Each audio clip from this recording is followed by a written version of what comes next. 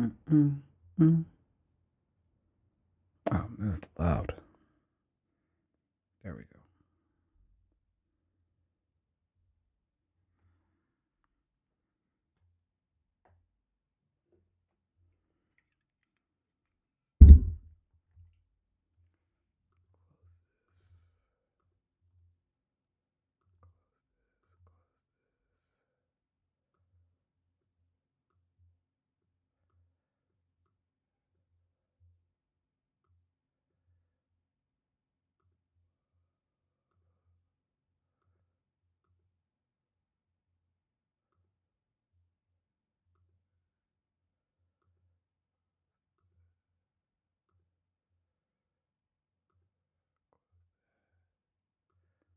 Is anybody even here? Oh, we have 5 people. Let's go.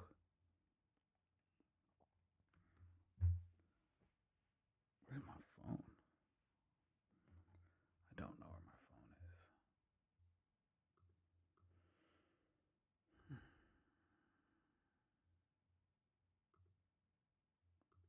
is. D&D. All right, my check. Arena broke. All right, we'll keep going without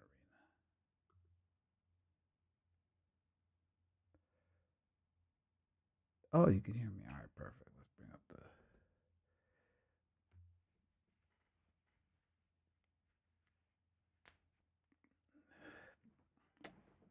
What's going on? Chat. Let me just check X real quick. I'm super tired. Super duper tired. Where's the hat? Oh, the hat's right here. There you go. Yalla Habibi.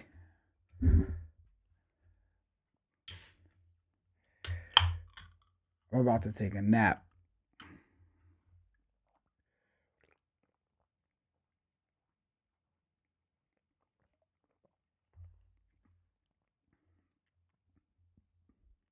All right, let's turn the lights on.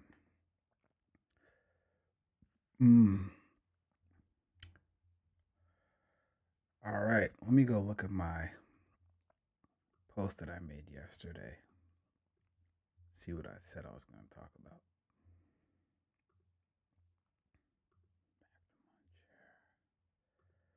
Okay, cool. Let me share this real quick.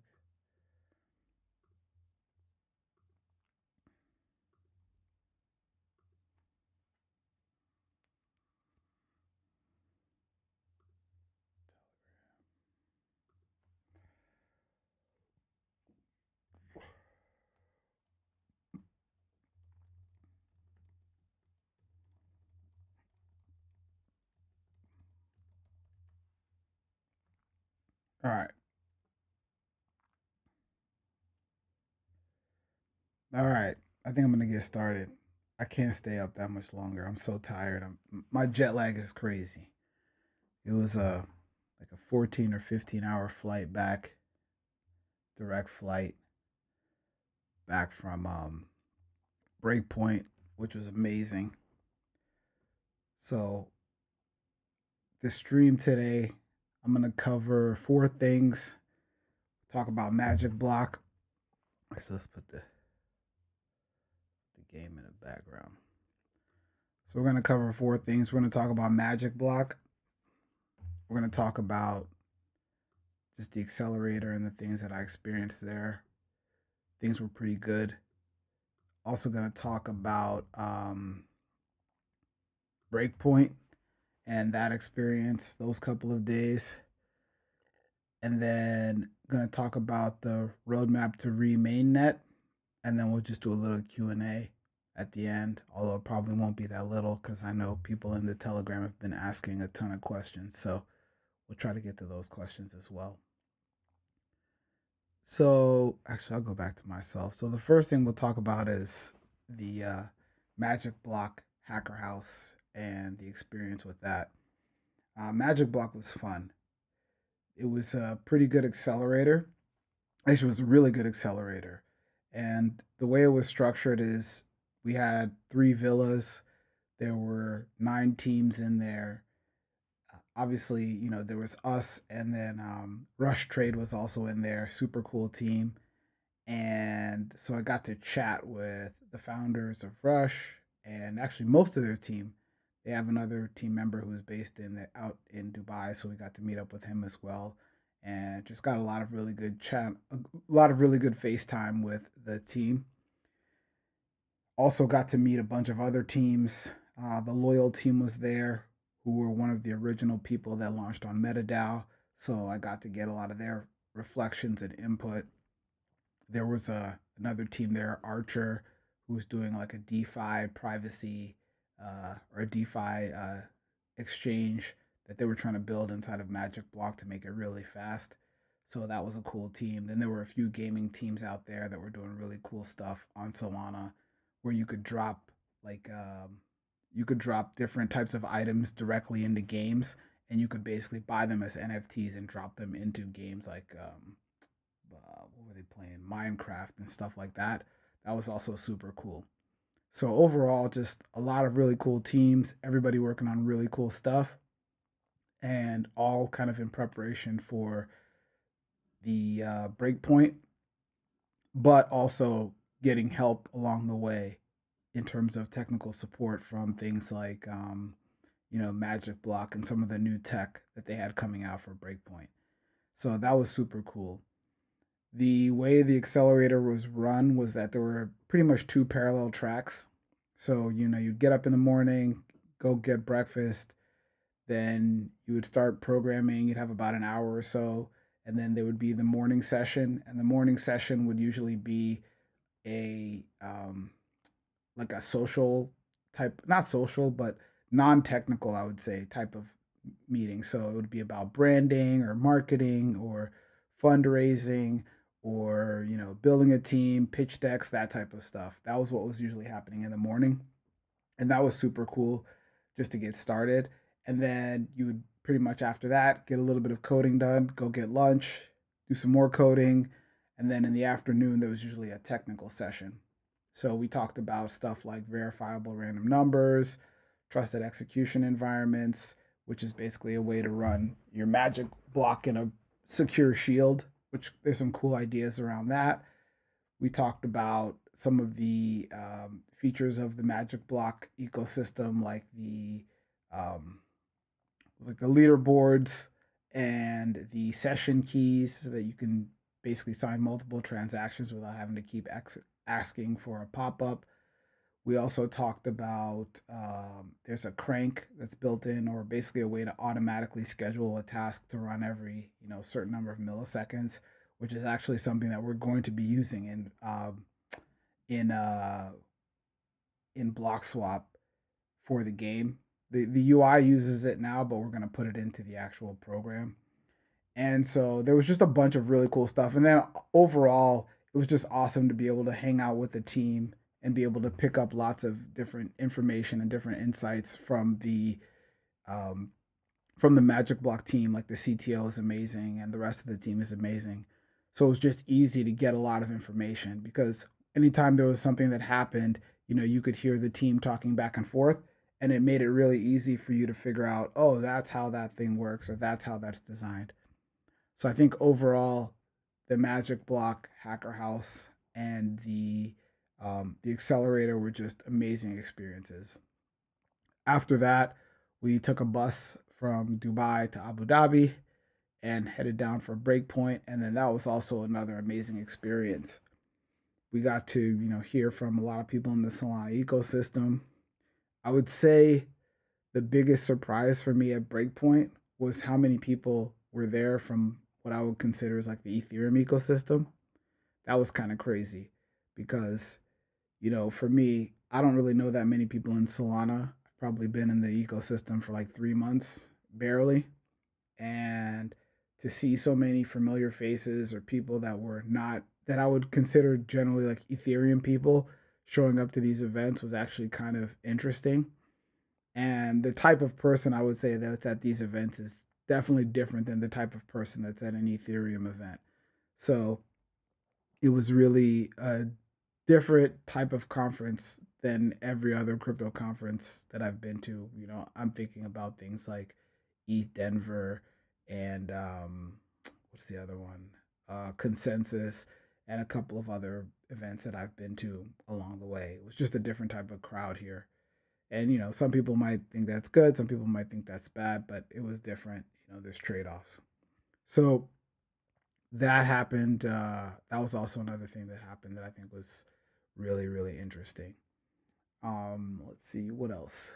There was also, um, yeah, it was just good to just talk to everybody. I got a lot of insight, shared the game with tons of people, and got lots of people's feedback. You know, you talk to some people and they were like, they hate the thing. And then you talk to other people and they're like, oh, they love it. And they're like, when can I give you money to help you get this thing off of the ground? So it was just interesting to see the different people's reactions to the game. Got a couple of videos with some pretty cool crypto famous streamers like Bangers and then also Nevergoon. Got to see him. So I got a couple of videos with them that I'm going to try to put out in a little bit once I get some sleep and I can edit some stuff. That was cool. The amount of support that everybody was giving, like I was able to borrow the Magic Block video team to do a couple of videos, so those should be coming out soon. I think we got like 5 or 6 videos coming out about the product, some intro videos, some animation stuff, and the team is amazing. So they're gonna do some really cool, good work for the launch. So I can't wait for those things to get ready and get published. But I would say overall, it was just a really, really good conference. Lots of really high quality people, lots of really high quality meetings. The events were really amazing. The food was amazing. The way they handle everything, everything was just top notch.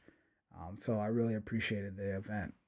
So that was awesome. From a welcome, I would say it's kind of like a welcome to the Solana community type of vibe. It was really, really fun. So I really appreciated that. And so after the whole conference, obviously I talked to tons of people. I talked to, you know, developers, I talked to marketing people, I talked to investors, I talked to all types of people. Talked to I it's funny, I saw a Prophet from MetaDAO, so I got to chat with him for a second. Saw a few people from a bunch of different places, and it was just really good that just to get to see. Oh, you guys saw me in the photo with Mert and Tolly. I was in the background looking goofy. They caught me looking like a Muppet. So that was funny. But yeah, I got to just see and be around a lot of really cool people, which I think was super helpful. So that was all good. And I think from that, there were a bunch of announcements that got announced at um, Breakpoint, which I think were really, really helpful. And so I think some of those things are going to be important in our process for going back to mainnet. So we have the one of the things that I think was really good over the time I was there was that I was able to work with some people in the community in Telegram to help kind of fix the dynamics of the game. And we can take a look at what the game looks like right now. But now we've got this very it's like a very active game, right? Where we've got these pushes where if the price doesn't move too much, you get a push. You've got the liquidations now. So these red ones are liquidated, and then the green ones are, um, those are the wins. So you've got this more dynamic system now than what we had before, which is really, it makes the game a lot more fun and a lot more playful. And it also gives you a lot more shots on goal where you can tap around quite a lot more and really see, you know, really make a bunch of bets. And then if you're right, you get, you get a payout. And if you're wrong, you obviously get liquidated and you can get back to your base pretty quickly. And so the engagement for the game has gone way up. We built a dashboard that allows you to kind of see all the clicks and all the taps in real time, which has been super helpful because we're doing some measuring to make sure that the game works well for the players, for the liquidity providers, and also for for the team as well, the team building the product. And so we've just been testing a bunch of stuff, and I think we're really close to a really good experience that we can ship to mainnet. Obviously, there are a few tweaks we need to do, and like I mentioned, I think I mentioned in the Telegram channel that my brother is actually doing some back testing on the Bitcoin prices just to make sure that all of the math for this works out properly. So that part is good, and I think this is kind of like the foundation for where we want the game to be right now, which is this type of range, this type of leverage, these type of predictions, right, where you can go down to $1 and go up to about $11, $12. This is kind of what we're looking at right now for the game, and also just starting it on Bitcoin as the first market. So the things that we have to do to get back to mainnet is I think 3 or 4 things. So the first thing is that we obviously have to rewrite the program because we're not going to be using drift anymore. So I've been in the process, as I was talking to Magic Block, rewriting the program to work very similar to this. So we have a very simple leverage mechanism that's pretty straightforward. And actually the code is already in there. I'm just writing tests right now for it. The other thing we're gonna have to do is we have to write a kind of like, it's called a crank. So basically, if you look at these dots are coming out every 5 times a second, basically. And so we just need to evaluate when you click here. We need to check 5 times a second if this thing gets liquidated or if it gets successful like this, right? So that we can have these pop-ups show up and your balance update in real time. So that part is still outstanding. We need to put that crank together, and once the crank is in place, we'll be good to go. They also announced, Magic Block also announced another feature, I think on Friday or Saturday, where they have gasless transactions. So we've been using a gasless transaction system where it's just me sponsoring the transactions, but I think there's actually a cleaner way to do it. And so we need to implement the gasless transaction piece. And there's also a vault system that we need to implement, which I built a primitive version of, but I think Magic Block has an implementation that they want us to use. So let me write this down. So there's the vault, there's the gasless transactions, there's the crank. And then I think once those are put in place, we should be able to go back to testnet back to testnet, and we should be able to retest this game, and this game will run fully on chain. So right now, these prices that are coming are actually coming live from the Magic Block price feed. So these are all coming from on chain right now. And so I think it's those 3 things that need to be done. Obviously, we need to run them, write tests, make sure they're working. But once we get the vault set up correctly, the gasless transaction set up correctly, and the crank set up correctly, I think all the rest of the logic is in the unit test to make sure that everything works. And we just have to run some integration tests to make sure that everything works together and that we can go through the full life cycle of clicking a button, basically opening up a position, checking the price every, couple of seconds, and then liquidating the positions that go against the price, and then paying out with the positions that go with the price, right? So, and also executing the pushes. So if the price doesn't move, you pay a small fee, but you get most of your money back. So those are the 3 things I think that are left to do, and then we should be able to get back on mainnet, or at least get back on DevNet, and then from DevNet to mainnet. So it's the vault, the gasless transactions, and the crank are the 3 things. So that is that, and I'll probably start working on those tomorrow because I feel like I'm about to pass out right now, and I don't know when I'm going to wake back up, but it'll either be later today or tomorrow. I'll start to get back on top of those. But it's been good to be able to work with the Magic Block team because now I have a better understanding of how their tech works, where the edge cases are, what to do and what not to do. So that's kind of that when it comes to getting back to mainnet.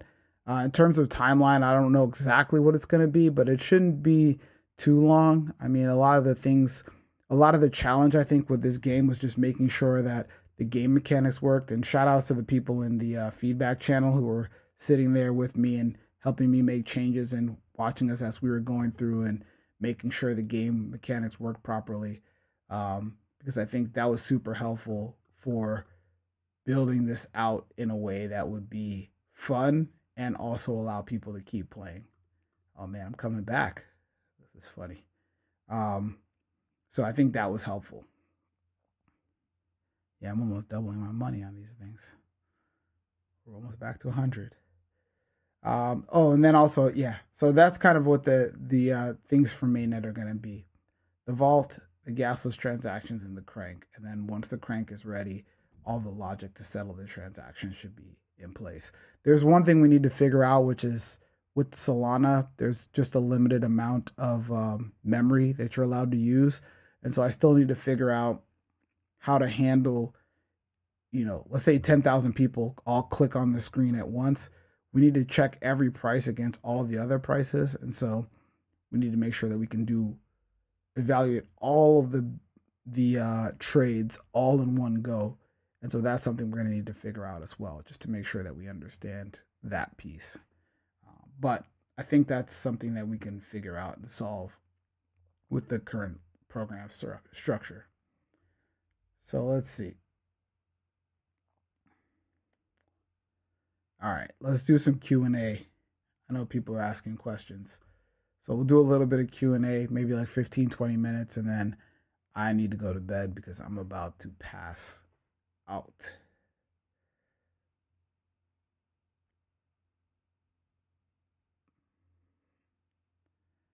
All right, let's see.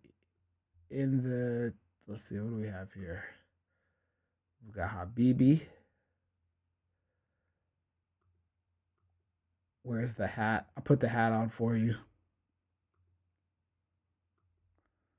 Will there be a big improvement? Yeah, I think, one of the things that we had when I don't know if this is related to Drift or not, but one of the challenges that we had when we were using Drift is that the fees were extremely high. So if you look at this game right here, the difference between each one of these like these horizontal lines over here is $10 right now. And when we were using Drift, you couldn't really bet low amounts because a lot of these perp dexes are optimized for like a minimum $10 trade, and we're trading $1 here and $11 here. So if your trade is $1 to $11, it's really hard to um, it's really hard to make it so that you can make money when you have to move $30 a trade or you have to bet at least $5. So in our first version of the game, we had a little bit of a struggle to make everything work. But now that I think we're building our own system, we can really optimize for the types of trades that we're looking at. I think with a lot of these perp dexes, they're not designed for this type of game mechanic. And I know there's a new perp dex coming out. Somebody was actually, it's funny, all the VCs are on the airplane on the way home. So I was talking to quite a few of them, but they were letting me know that there's a new, like, I think Phoenix Perpetual platform that's supposed to compete with Hyperliquid, but I don't know if it can support positions down to $1. So a lot of these perp dexes are not designed to work at this speed or at these price points. So we're really looking at a different market, and I think that the improvements are going to be better. Let's see, it's fire. Let's see. What's your new system? You building your own decks? Yeah, I mean, effectively, when you play this game here, this is like a micro perp dex. So the conversations that we had with the Magic Block team, the CTO of the Magic Block team, was that he was like, you should just build your own dex functionality. So right now, the way this works is a pool to peer model. So if let's see, what's the thing called? So basically, what happens is you've got a liquidity pool here, right? And this is so people can deposit money into the liquidity pool, and then each user has their own trading pool, or like, let's say, yeah, escrow, or let's see, user pool, right? And so every user, when you make a tap, your tap goes here, your trade goes opens up here, right? So you open up a trade, and then if you win, then you get paid out from the liquidity pool. And then if you lose or push, you get some of your money back from the trade, and then the rest of it goes into the liquidity pool, basically, right? So, oops. So this is kind of the structure, right? So this is your trade, which would be the blue tap, and then this is the push, which is, let's say, orange because it's yellow, and then this is if you lose, you get red, right? And if you win, then you get green. So the money comes from here. So this is kind of the function of how the game works right now. When you tap, your trade either becomes a push where you get some back from your trade, it becomes a liquidation where you get a total loss and all of your money goes into the LP pool, or it becomes a win where your trade plus some of the LP pool goes to you. And this is the design that we're building that I think is novel. And this is how our perp dex works. And it's very simple. It just handles each one of these positions in an isolated function. So effectively, yeah, we're going to be building our own perp dex. And actually, one of the things that's really cool, it's not really, I don't know if it's working yet, but we were testing out equities because yeah, it's not working right now. I need to come check on this. But basically, once we get this working with crypto, we should be able to get this working with tons of other markets as well. And we can use this same model for equities, for what's it called? Uh, for equities, for prediction markets, and for betting markets. So yeah, we're in the process of designing all this stuff and figuring out how to get it to work properly. But I think we're really, I think we're really, really close. Let's see. Any other questions?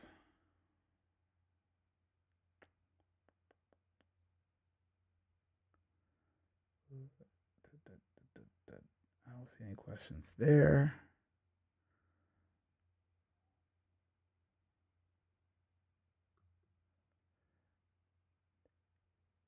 Yeah, the cool thing is Pith is actually incorporating lots of other stuff. Like they're incorporating betting markets, prediction markets. You'll be able to do all of Kalshi and Poly Market through Pith very soon. Now there's still a bunch of problems with these markets, which is like low liquidity and manipulation. But I think if we figure out how to pick good markets that have very deep liquidity and we're not subject to a lot of these issues, I think we should be able to have some pretty cool experiences.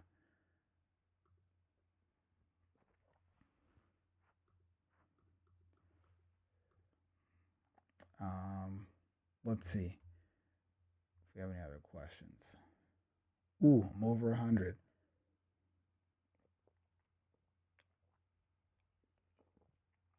Okay. Are people asking questions in the Telegram? Let's see.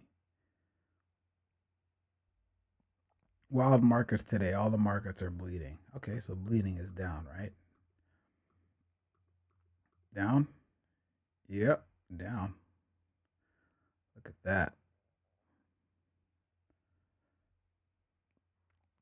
Dukeling knows something.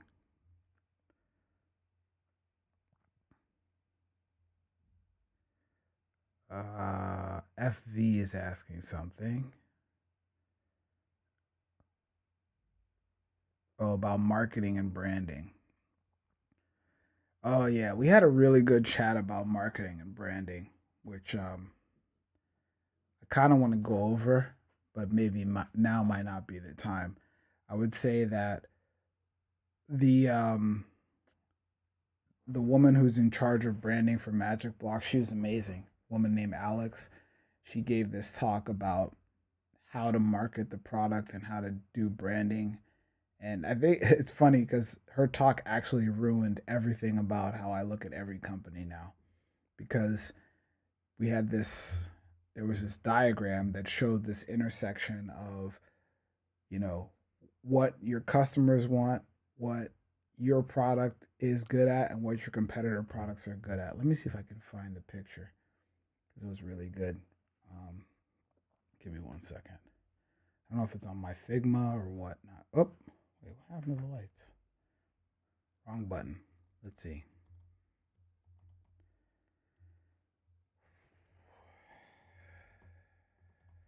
See if I can find this Figma doc.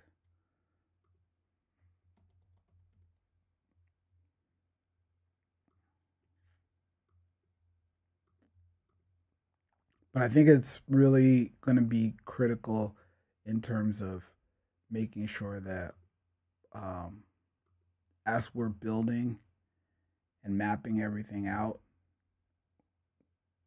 we can I share this? Let's see, share. Anyone with a password can view what the password is. Let's see.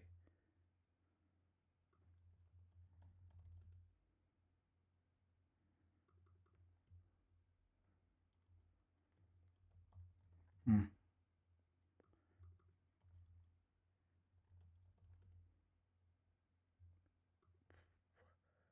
What is the password?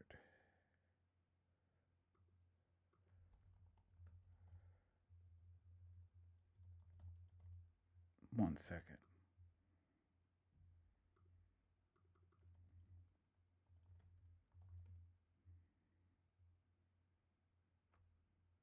See if this works. Oh, it's working. All right, cool. Go back to this.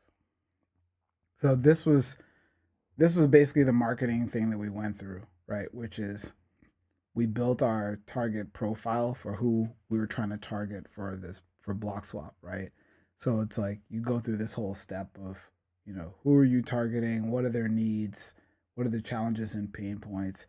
And I think for us, for Bloxwap specifically, it's for people that want to try to trade. They want to get into trading. The type of person that checks the price and takes screenshots. This is for them, right? Where they see the price going up or down and they want to trade, but they don't want to stay in a position for like hours or days. So we went through this whole process, and then you basically take a list of all the features that your product has, and you just make a list, right? So you take this list, and then you put it into this um, set of like, what is the product, what is the benefit, what do you get, what how does a person feel about it. And then once you have all those things, I think this is the key thing that we had a lot of discussion about in the Telegram channel, which is what are the things that you want to talk about? What are the things that you kind of don't want to talk about? What are the things that are dumb to talk about? And what are the things that you just don't make any sense, right? And so for Bloxwap, like here's an example, right? The us talking about, being a perp dex is not very good, right? Because our customers they don't want like the complexity of a full perp dex, and there's a bunch of other competitors that do it better, right? So like Hyperliquid is going to be a better perp dex, Drift is going to be a better perp dex, this Phoenix thing is probably going to be a better perp dex. But what we can talk about is like quick execution, like betting small amounts, right? These most of these perp dexes you can't bet less than $10, so you can say, hey, our thing is not that risky. Our thing is way faster. Because we're gonna be able to run way faster than all these other perp dexes. We're gonna have less. You're gonna be able to put up less capital to trade and invest in these markets, and so exactly our clicks are better. So yeah, there's going to be a lot of features that are better for us that are not better for our competitors. And then obviously there's things that your competitor does better than you. And then there's also things that you do great, but your other competitors do great. So like if you think about all the other tap trading apps that are available, right? You don't want to try to compete with somebody else who has a different company who also has a brand, right? So, um, like things that are not very valuable are like, oh, you can log in with social.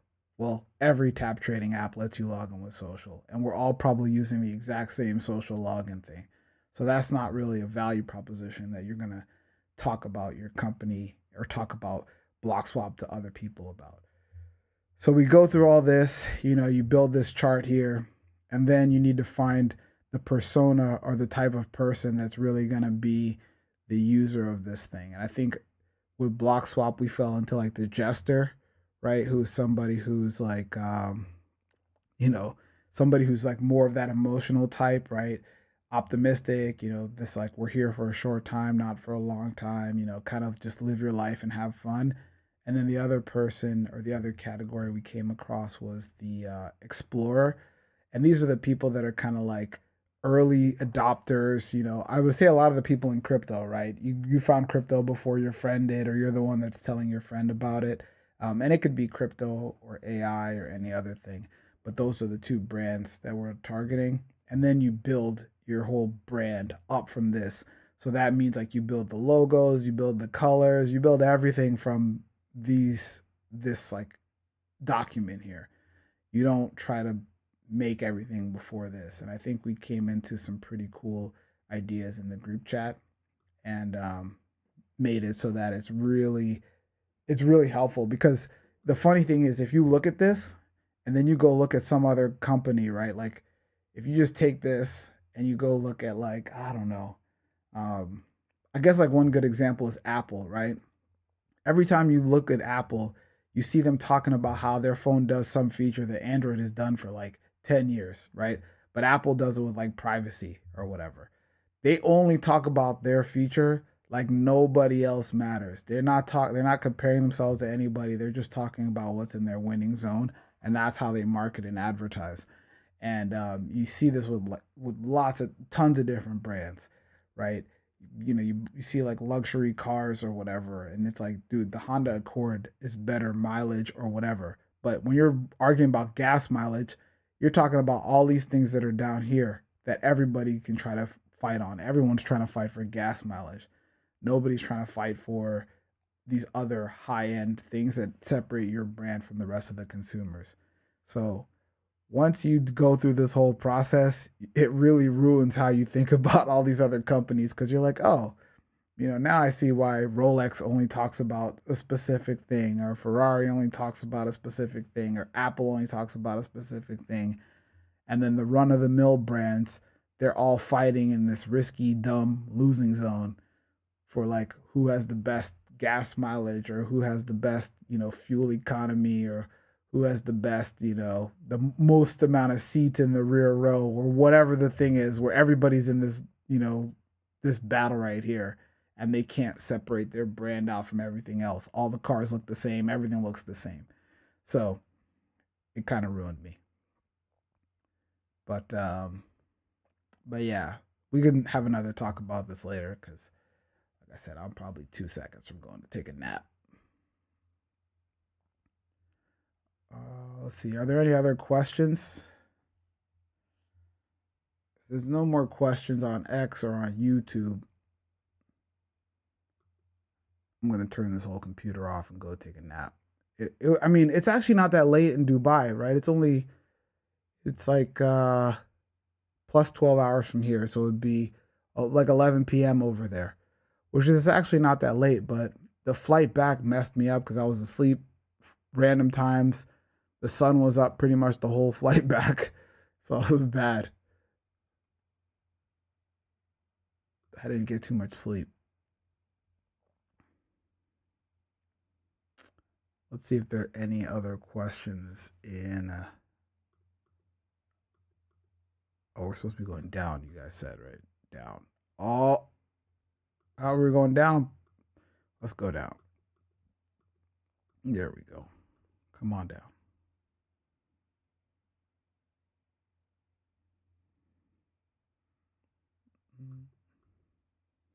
Oh, let me see if I have this dashboard up. Give me 1 second.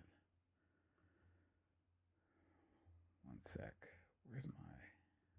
Let's see if I can pull this up.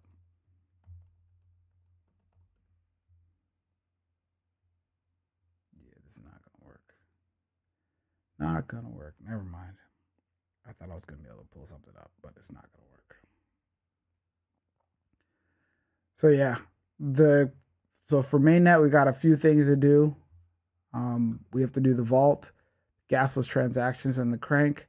And like I said, a lot of those sample code and the examples for those just came out, Saturday, Sunday, or sorry, Saturday and Friday of this week. So I'm gonna start putting those together, and we should be able to get a test on DevNet pretty soon.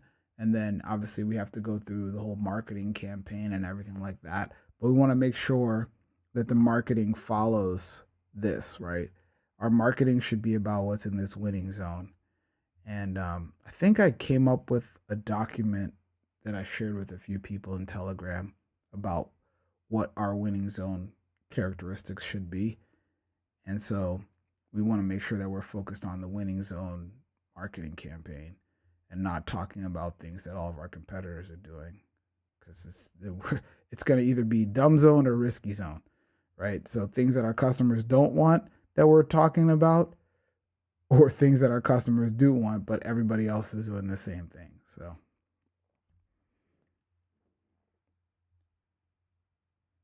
all right. We don't have any more questions. I don't see any questions on X. Arena Social crashed. Pump Fun is bots. Nobody's on YouTube. Or if somebody's on YouTube, I don't see them. They're not saying anything. And let's see. Yeah, there's no more questions. All right, cool. All right. I'm going to go take a nap. Thanks for all the support. And yeah, we'll come back. We can do a marketing session next time and just talk about the marketing plan and how we're thinking about the marketing roadmap.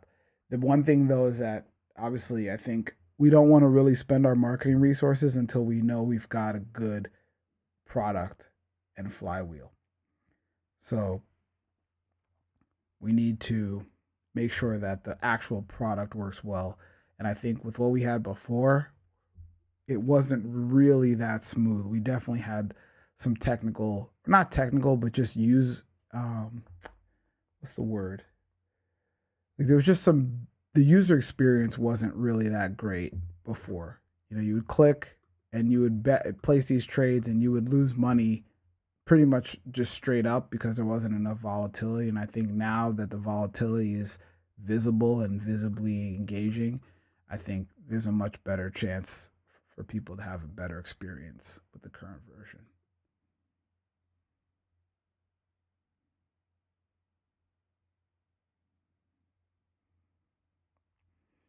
Oh, and we also found a company that might bootstrap our liquidity, which is really, really good. They were like, we'll give you $100,000 just to see if this thing works. And I'm like, yo, let's go.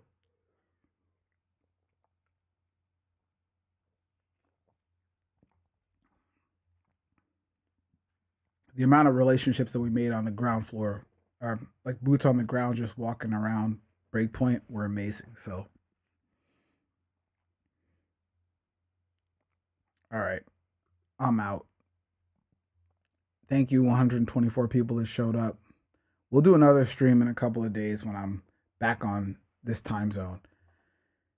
And we can play this game and get some more feedback. But yeah, if you got any feedback or you want to like comment on the game, or if you want to, you know, you got some information or you want to share something, definitely come in the Telegram.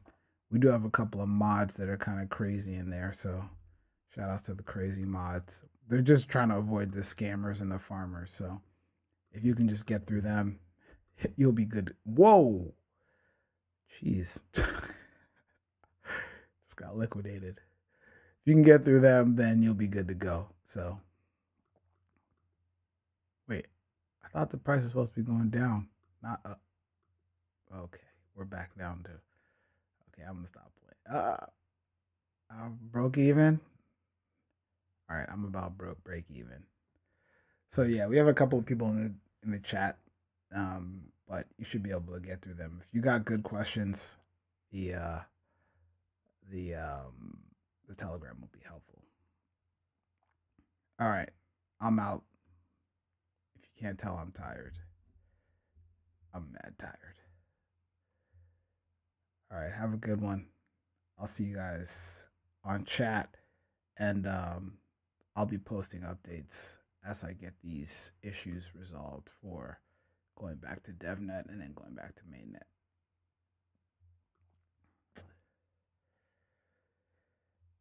Good night in the middle of the day.